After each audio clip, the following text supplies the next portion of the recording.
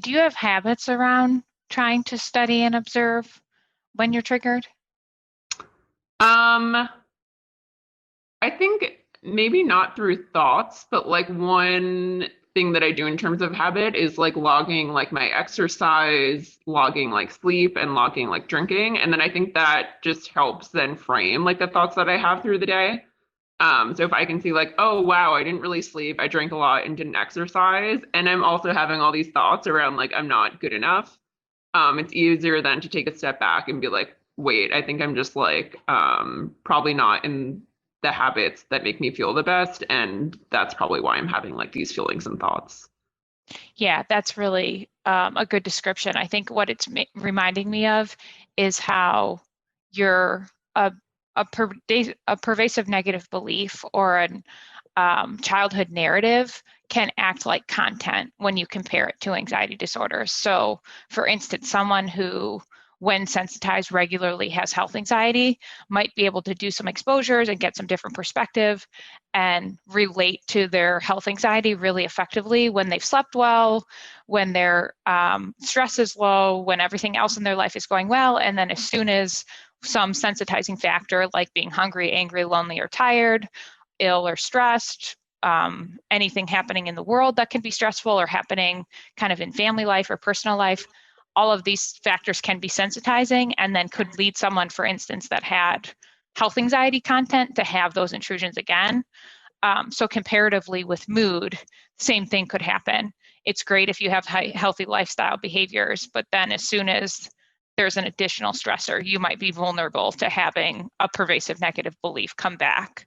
And I think where people get tripped up sometimes is they think because the narrative came back, that means that it's true. Like the more it happens, just like with unwanted intrusive thoughts, people think the more I have this thought, the more it means it's true, rather than I'm having the thought because it's being reinforced in some way. So it's same with pervasive negative beliefs. It's often reinforced through something like I'm not good enough can be reinforced by overachieving, by ruminating, by comparison, by competition, those types of things. Do you have thoughts about that? Yeah, that totally makes sense. I feel like in the beginning, when we had first started talking, I would feel whenever those like feelings came to me that it's like, oh, this is the real me. And like it's just like back again. And I was like able to hide from it for a while, but this is like the true me. And then I think in time it's been a lot easier to shape it as like, oh no, these are just like the thoughts that I have sometimes. And if I can just like get some distance, study them, and make sure I'm like doing all the things that I know keep me healthy, it's a lot easier to just have it kind of pass through. Yeah, that's great. That's a really big deal. How did it shift from this is the real me to these are just experiences I sometimes have? Um,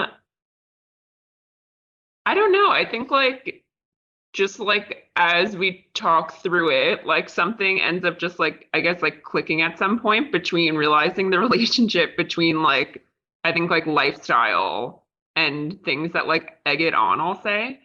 Um, so I think we like talk about it in theory, and then like I think just talking about it and putting the things into practice, it just ends up like clicking at some point after a little bit. And who's the real you now? How has that your self-conception, self-concept shifted? I think it's like easier to be like, oh, I'm someone that like likes working, but I also like a lot of activities outside of that. I like being with my friends and stuff. And just realizing that I also have like high and low moods versus being like the low mood is like the real me. Yeah. Yeah, you sound more balanced in that way. Are there things that again will trigger the like I'm not good enough and I'm yeah. Can you say more about what would trigger I'm not good enough at this point? Yeah, I think it's like family, relationships, and work in all different ways.